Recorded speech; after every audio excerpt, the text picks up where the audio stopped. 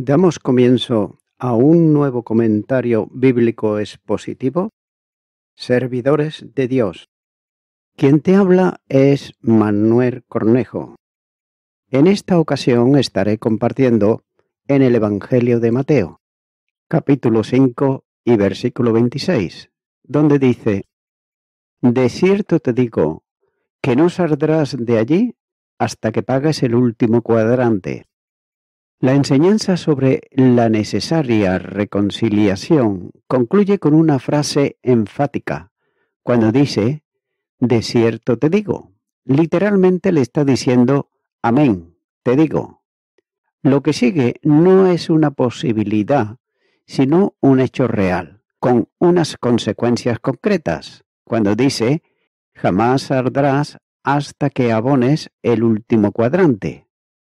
La persona que se niega a hacer un intento honesto de reconciliación tendrá que enfrentarse con las consecuencias de sus acciones, ya que es posible considerar que el Señor estaba procurando que la gente entendiesen que el deudor jamás podría pagar la deuda, no podría trabajar para saldar la cuenta, ni tenía tampoco recursos para hacerlo. Si no, ya lo hubiera hecho antes del juicio. Por tanto, la idea que está en el fondo de la enseñanza es que el deudor estaría condenado a prisión por vida, porque tendría que saldar la cuenta hasta el último céntimo. Jesús enseña que el sexto mandamiento no es sólo cuestión de un acto externo, sino de algo que afecta al corazón. No son sólo apariencias, sino realidades íntimas las que Dios considera. Si grave es la enemistad con un hombre, por las consecuencias que puede acarrear, mucho más graves es cuando el adversario es Dios mismo a causa del pecado. De ese modo puede hacerse una aplicación de la enseñanza de Jesús. Note que el pecador tiene poco tiempo para arreglar las cuentas con el Dios justo, mediante la aceptación por fe de la obra de Cristo, que cancela la deuda del pecado y justifica al pecador. Romanos capítulo 5 y versículo 1 dice: Justificados pues por la fe, tenemos paz para con Dios, por medio de nuestro Señor Jesucristo. Así pues, extinguiendo la deuda y anulando la responsabilidad penal por el pecado. Romanos capítulo 8 y versículo 1 dice: Ahora pues, ninguna condenación hay para los que están en Cristo Jesús, los que no andan conforme a la carne, sino conforme al Espíritu. La prudencia exige hacerlo cuanto antes, mientras se está en el camino, es decir, durante el breve tiempo de la vida. Pero sin embargo, quienes concluyen su camino sin haber llegado a un estado de paz con Dios, solo le espera la condenación eterna, de la que nunca jamás saldrán, porque nadie podrá pagar a Dios por sí mismo la deuda de su pecado.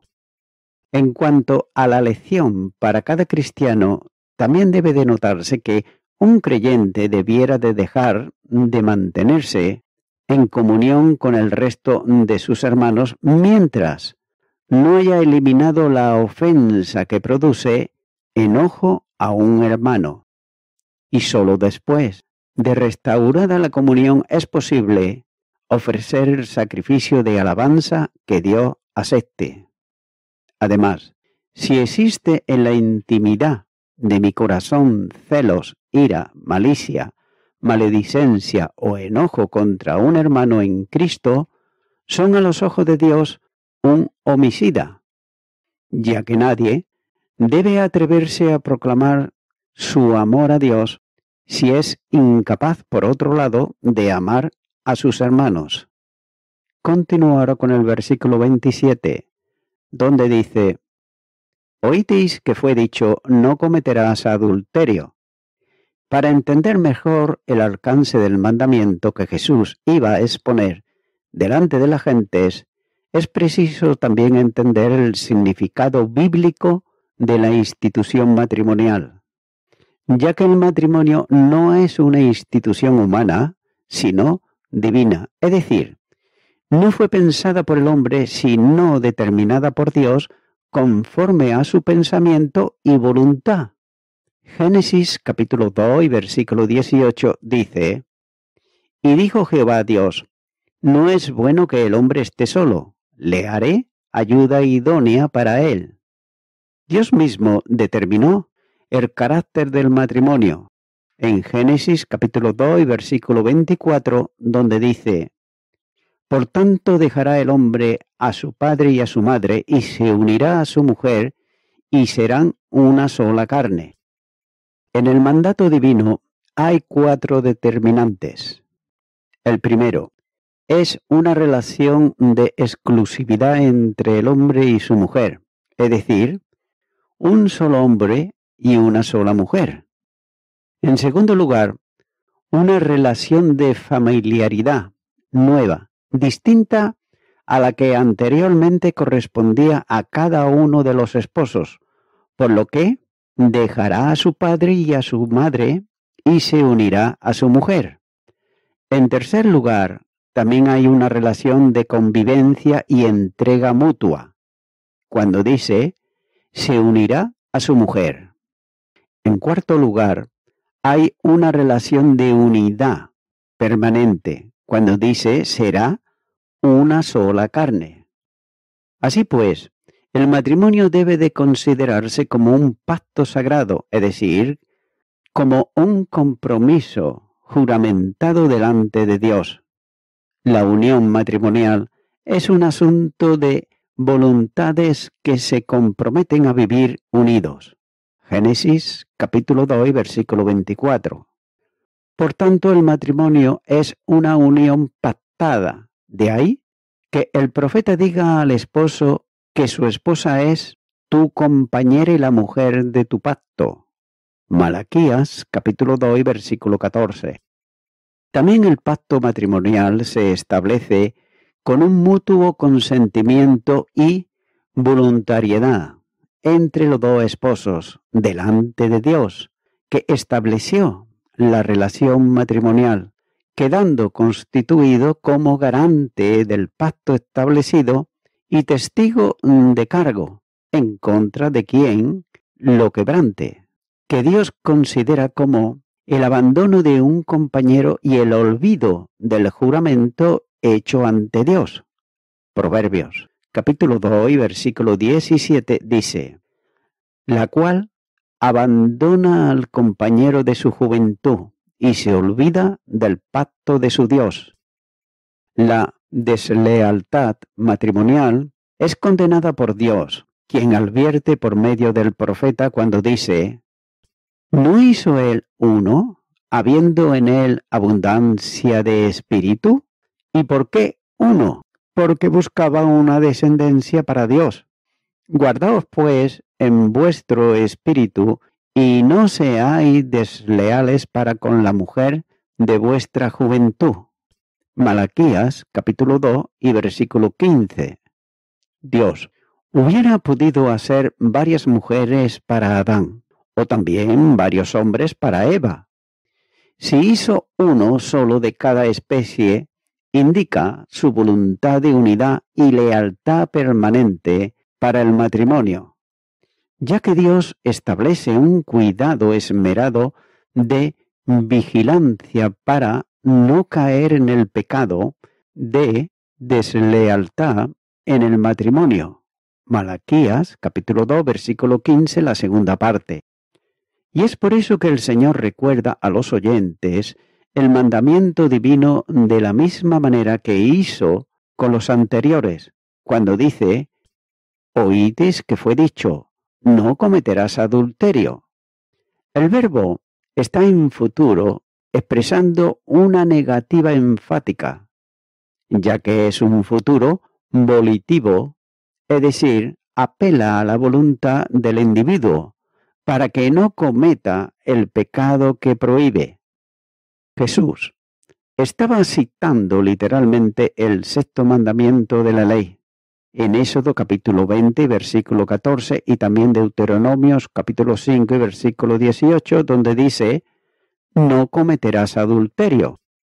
Por otro lado, los escribas y fariseos, ellos explicaban a las gentes que el mandamiento se quebrantaba solamente cuando había una relación literal o física entre un casado y un soltero, o entre dos casados fuera de sus respectivos matrimonios. Limitaban, por tanto, la prohibición a la comisión literal del pecado en una práctica externa y real. Dios establece en su palabra que las relaciones íntimas son honrosas y lícitas dentro del matrimonio.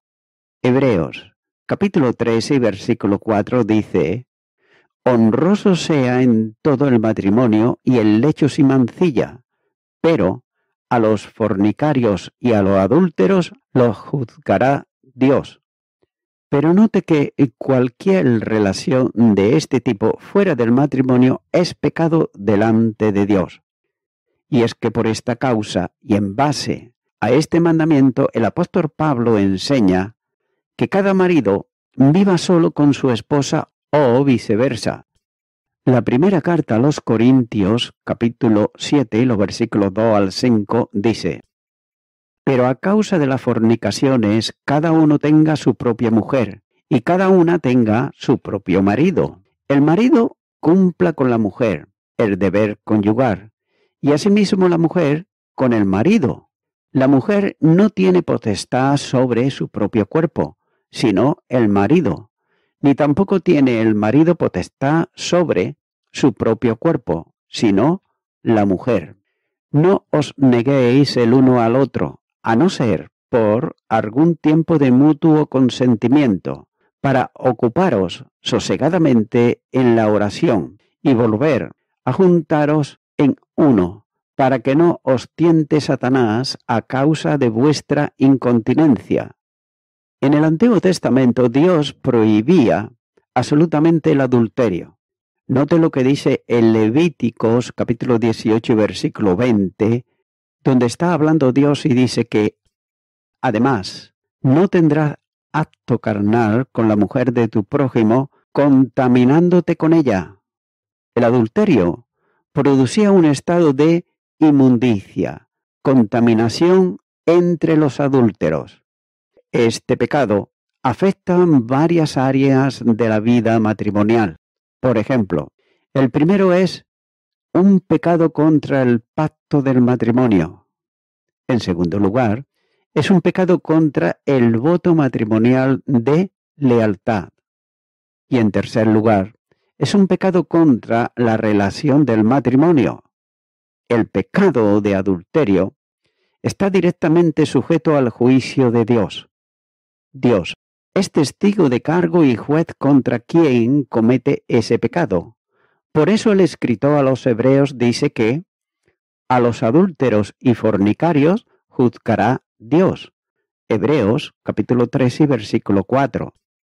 También el adulterio es un pecado que reviste tal gravedad delante de Dios que es uno de los pocos que tenía en la ley pena de muerte, como señala Levíticos capítulo 20 versículo 10, donde dice, si un hombre cometiere adulterio con la mujer de su prójimo, el adúltero y la adúltera indefectiblemente serán muertos. Y también Deuteronomios capítulo 22 y los versículos 22 al 24 dice, si fuere sorprendido alguno acostado con una mujer casada con marido, ambos morirán. El hombre que se acostó con la mujer y la mujer también. Así quitarás el mal de Israel.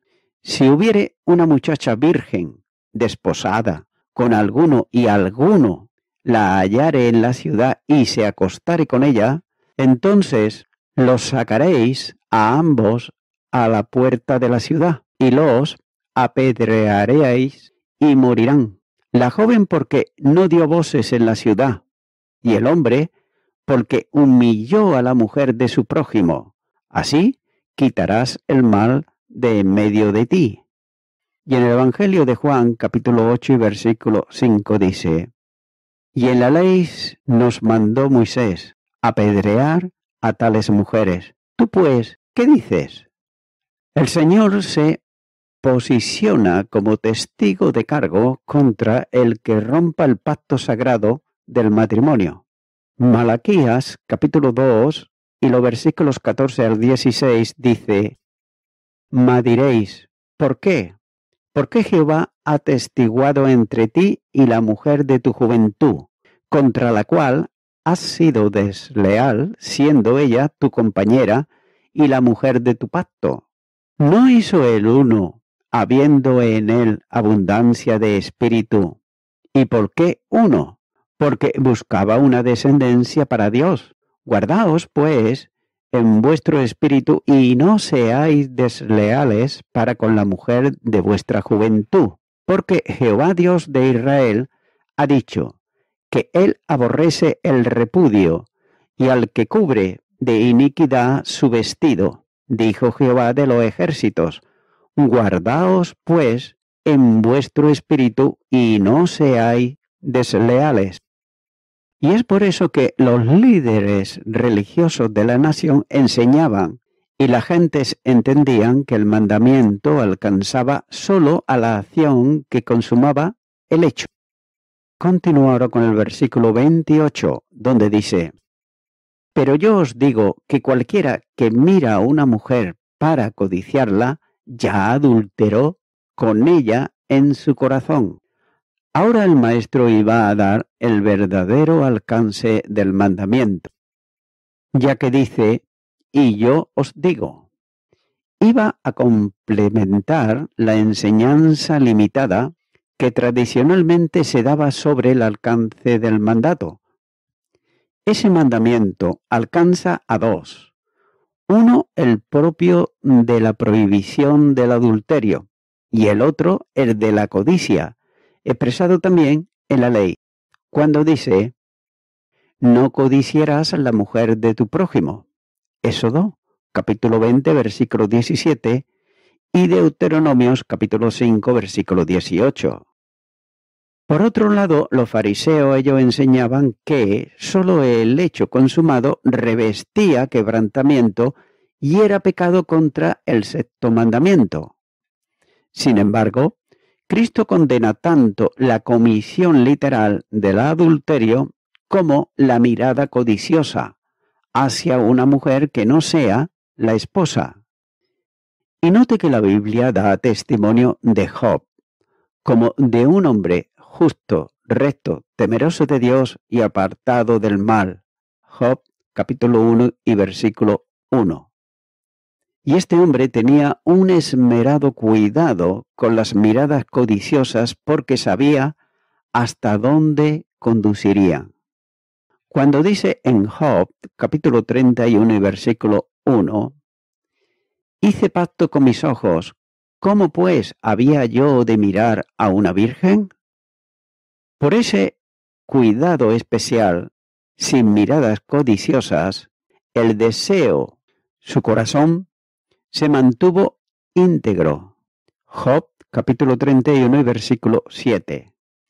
Ya que Job conocía las consecuencias que acarreaba el pecado de adulterio, cuando dice: si fue mi corazón engañado acerca de mujer, y si estuve acechando a la puerta de mi prójimo, muela para el otro mi mujer, y sobre ella otros se encorven, porque es maldad e iniquidad que han de castigar los jueces.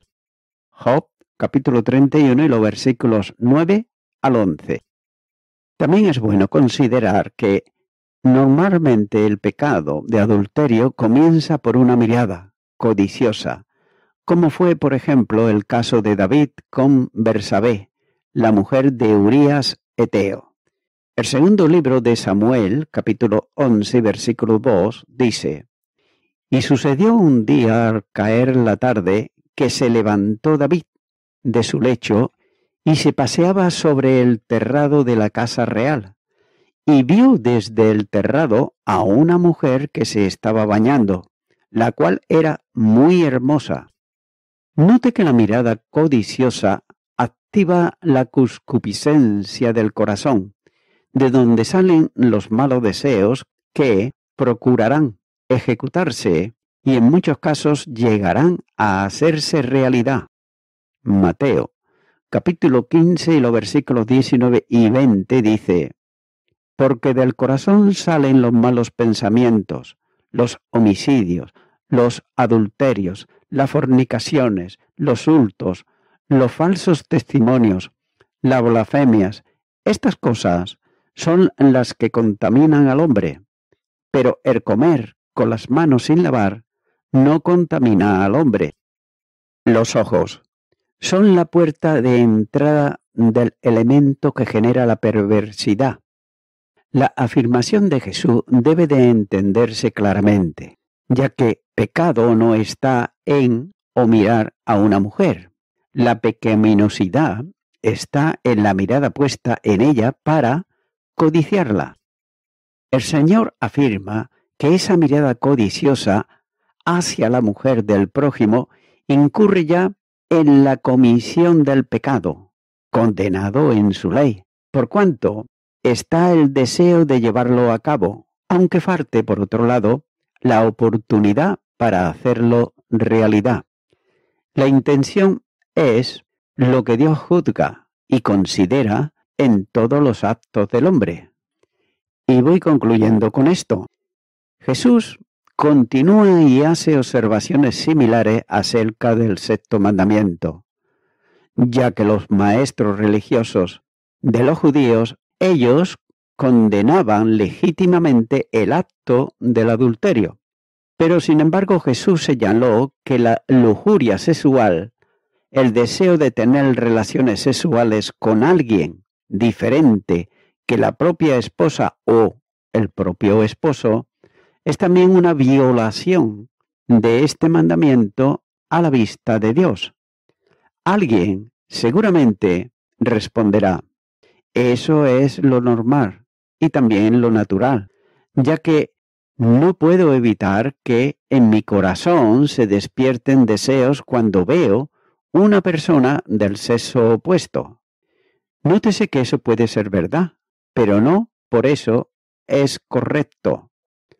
Amigo y amiga oyente, esta sociedad en la cual estamos viviendo, que se llama a sí misma moderna, y que todo ofertamiento y aptitud es relativo, sin embargo, ya no sabe discernir entre lo bueno y lo malo, o como suele decirse, no sabe dónde está su mano derecha o su pie izquierdo. Por ejemplo, ¿cuántas familias se destruyeron por causa del adulterio? También, ¿cuántas clases de enfermedades existen por causa de las fornicaciones? Amigo y amiga oyente, cuando Dios nos dice que no codiciemos la mujer o el hombre de nuestro prójimo, es por las consecuencias que esto puede acarrearnos. De manera que si tú, mi amigo, mi amiga oyente, piensas solo en el sexo o ya caítes en el adulterio, es de suma necesidad que te pongas a cuentas con Dios para que no vayan a más esos deseos o prácticas. Es por ello que, mi amigo, mi amiga oyente, yo te animo ahora que tú vengas a Cristo el Salvador. Él puede reconciliarte con Dios. Él puede también quitar esa atadura o ese vicio del sexo. Pero es necesario que tú le invites a que venga a tu corazón, que venga a tu vida y lo aceptes por fe en tu corazón. Ora conmigo esta oración que voy a hacer y repite y di: Señor Jesucristo, vengo ante ti porque verdaderamente muchas veces los deseos de mi mente y mi corazón son el sexo, pero ha llegado a tal punto que he hecho cosas que ni aún se pueden decir. Por ello, ahora te quiero pedir perdón por todos mis pecados y me arrepiento de ellos. Te abro mi corazón, Señor Jesucristo, te recibo como mi Salvador y te ruego, Señor, líbrame de esta opresión y de esta atadura. Gracias te doy en tu nombre. Amén. Amigo y amiga oyente, si tú has hecho esta oración de corazón, te recomiendo que comiences a orar a Dios, en primer lugar, en el nombre del Señor Jesucristo. Orar a Dios no es rezar, sino que es hablar con una persona. También te recomiendo que leas la palabra de Dios y lo hagas a diario. Comienza, por ejemplo, con el Nuevo Testamento. Y también, por último, te recomiendo que para que puedas crecer espiritualmente, te congregues en una iglesia cristiano-evangélica, donde se predique, se enseñe y se practique la sana doctrina y la palabra de Dios. Congrégate ahí y con el tiempo podrás crecer espiritualmente y también servir al Señor Jesucristo. Que Dios te bendiga. Y a toda la audiencia, nuevamente ya me estoy despidiendo de todos ustedes y será hasta el próximo programa. Que Dios os bendiga a todos.